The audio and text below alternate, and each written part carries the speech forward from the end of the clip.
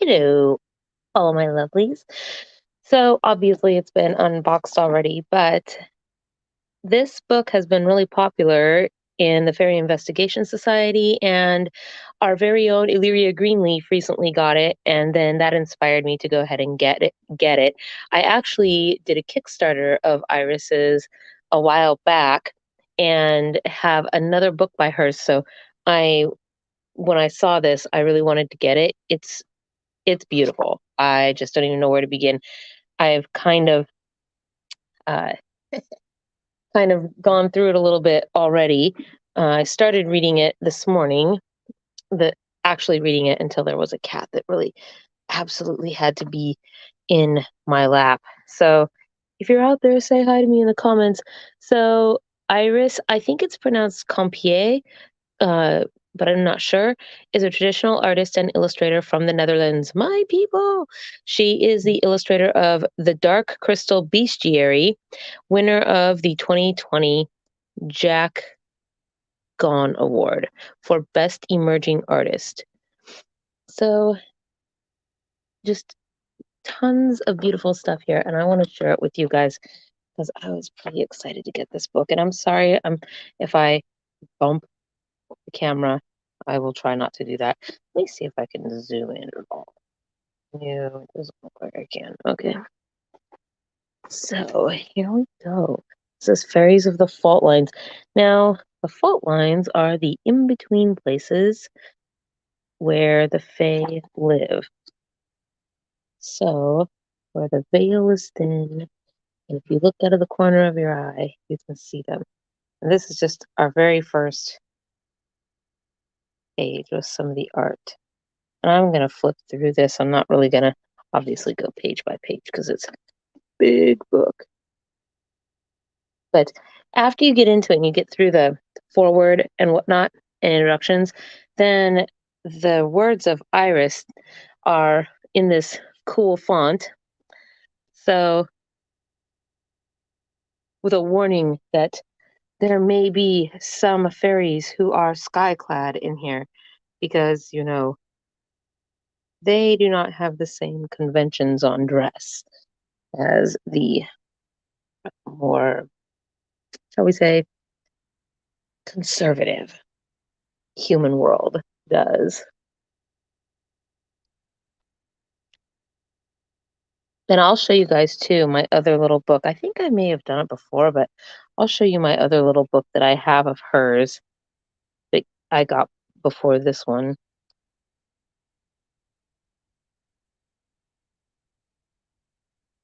And I actually have that bestiary book on my Amazon list. Oh my God. Oh my God. Look at this little guy. Ah, he's so cute. Let's see. Some fairies even look like mushrooms themselves, like this Amanita fairy with its cap as vibrantly red as the cap of the highly poisonous mushroom.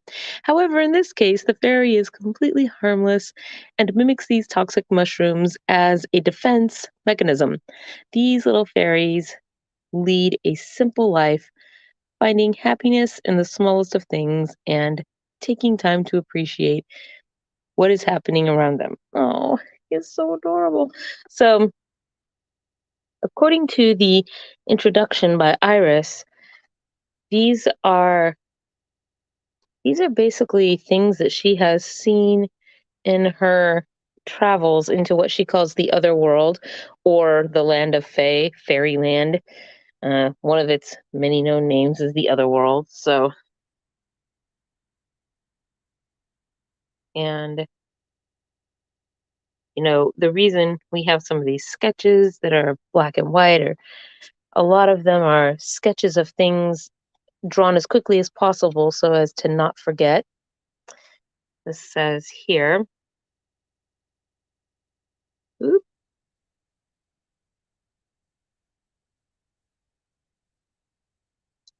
fawns are very diverse in appearance. However, both the males and females of this magnificent species can be seen roaming the fault lines, sporting impressive horns.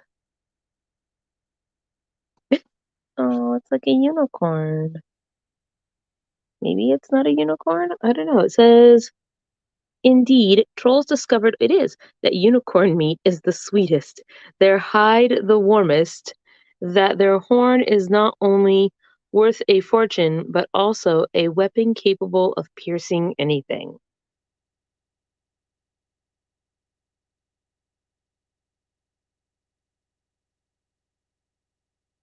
I like this interpretation of the way unicorns look. Ooh, look at this. This is cool.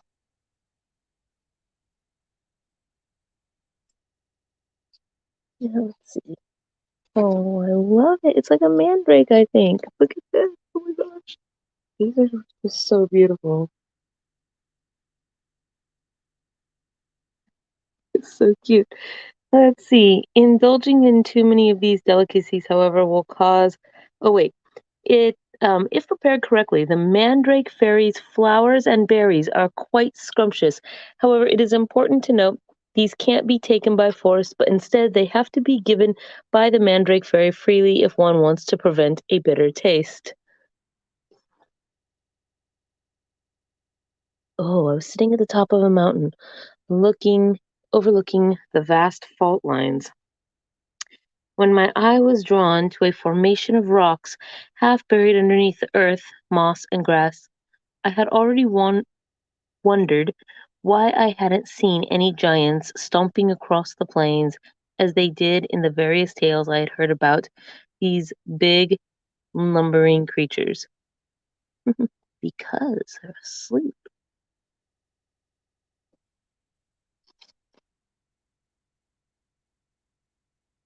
These are some wisps.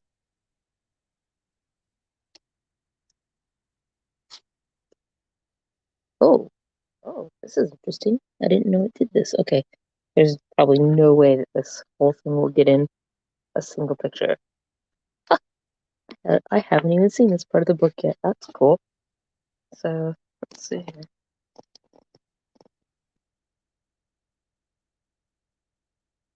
Like the Yggdrasil kind of.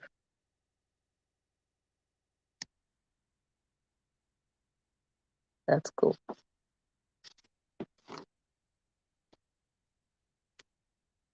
A little. Mm. With their colorful plumage and ability to perform daring feats of acrobatics. I don't know what that says. Home fairies? No. H-O. It looks like hum fairies, but it's like a O with a slash through it. Mimic the hummingbirds. Hum fairies. Mimic the hummingbirds from our world. These small fairies produce low humming sounds, which seem to be a form of echolocation.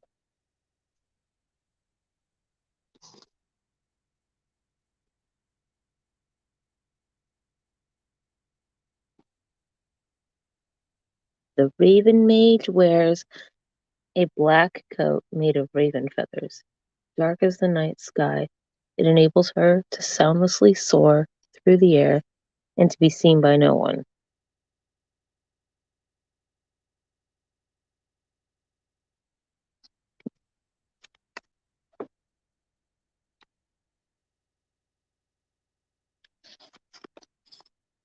Uh, ooh, what's this? The I can't quite read this word.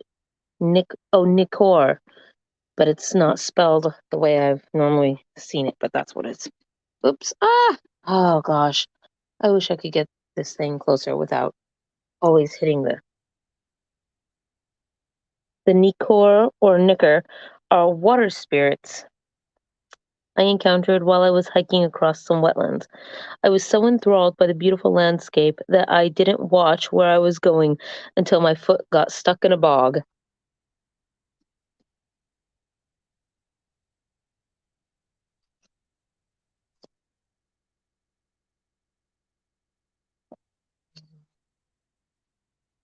Oh, they look at the swirls on there. They remind me of the ones that hum from the dark crystal. What are those ones called? The ancient ones.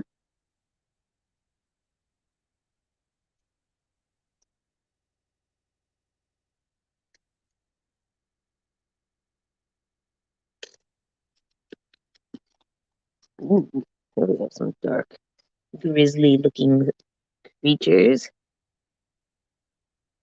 The bone collector is as old as time and collects the bones of the dead. She keeps them carefully tucked inside her coat of human hair.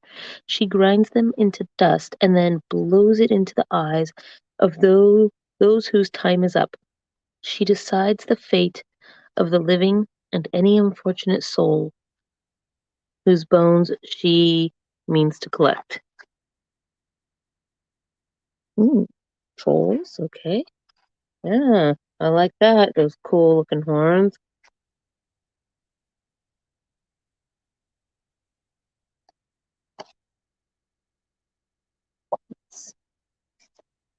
Oh, look at that. That's so beautiful. And this book smells so good. Kind-hearted stinkhorn trolls are incredibly rare and hardly ever seen. To hide from other more brutal trolls, these slow-moving creatures have developed a symbiotic relationship with the various flora growing on their bodies. Plants and fungi have become part of and get their anatomy and get nutrients from the troll's body. Aw.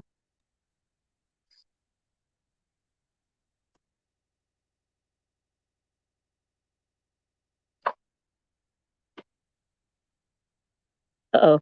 Gnomes. Everybody loves a gnome, right?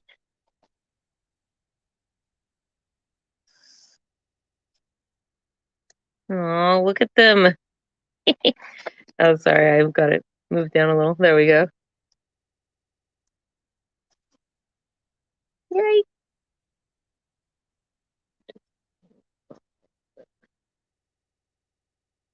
Let's see.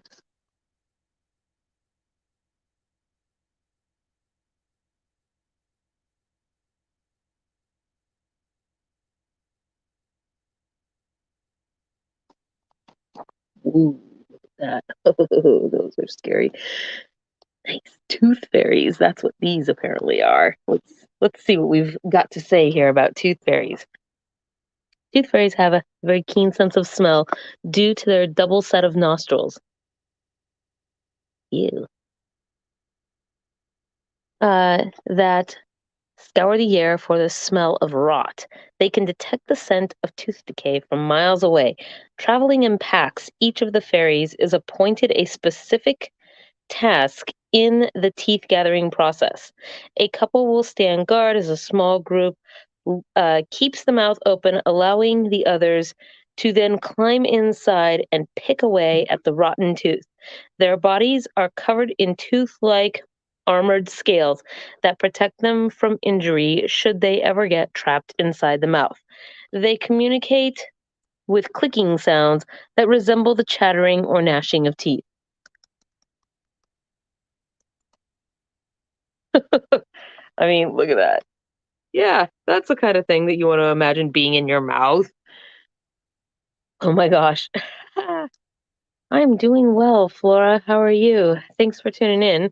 Just looking through this book because I saw that Illyria had it, and then some people in the Fairy Investigation Society got it, and then I wanted to get it too. So I did.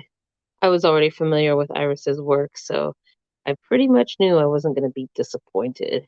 It's nice. Hardcover. I don't know what this thing is. Oh, it's a dragon. That's interesting. El Eldrir dragons? Ike dragons? Interesting. Of the mermaid. That's cool looking.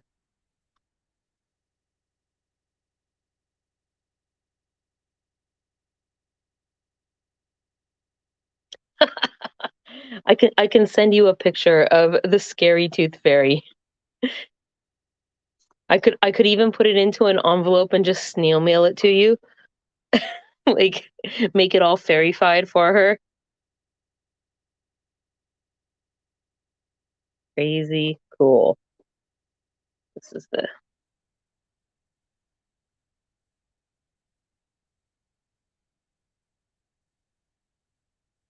Hey, Katie, how are you? Excuse me, I have a cough.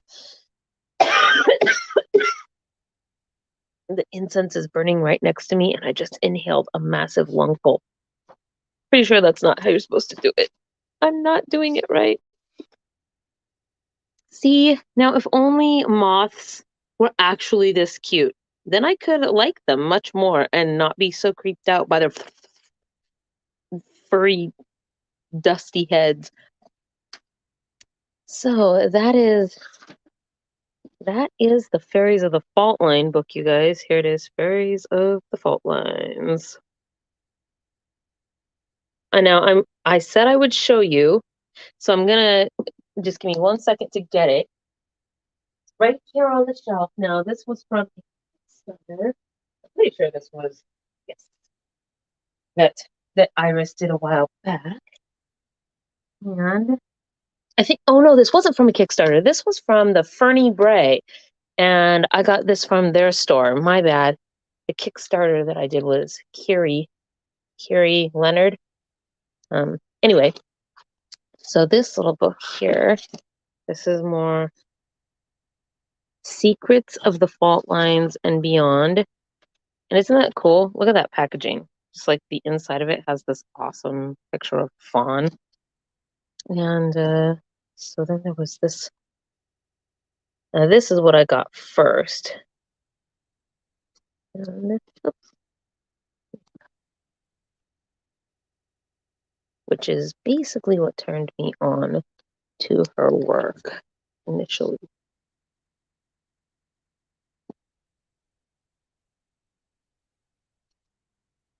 So put my hand down here so my shadow isn't making a weird shadow.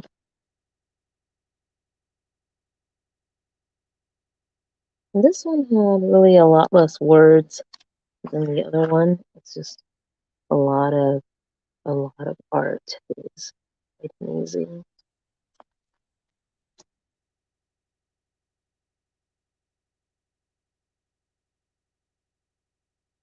And these are like it's like these are pre sketches and then this is the final sketch. I love these guys. Look at them. Are they not so beautiful?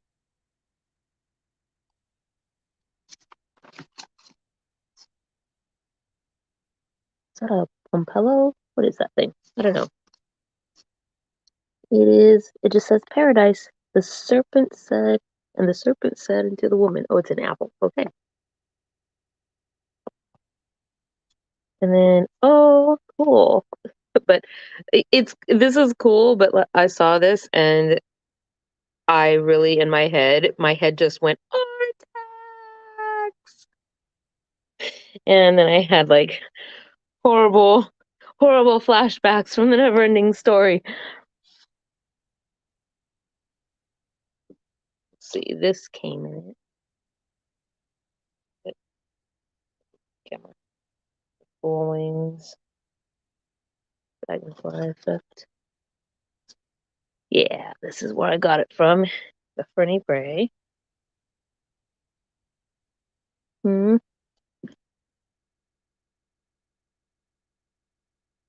Yeah. There's a note on the back. Thank you for the order and happy holidays, Fairy Princess Lily. I forgot that note was there. That's why I like to save these things. And then when I open them up again, what the heck's happening right here? King in yellow? I don't know. Am I mixing up my genres? Ooh, I like guy's got tin whistle. Piper. I don't know. Gonna lure your children away. Oh, here we go. The Lament of Midas. My. Oh, yeah. Okay, King Midas. Got it. Interesting.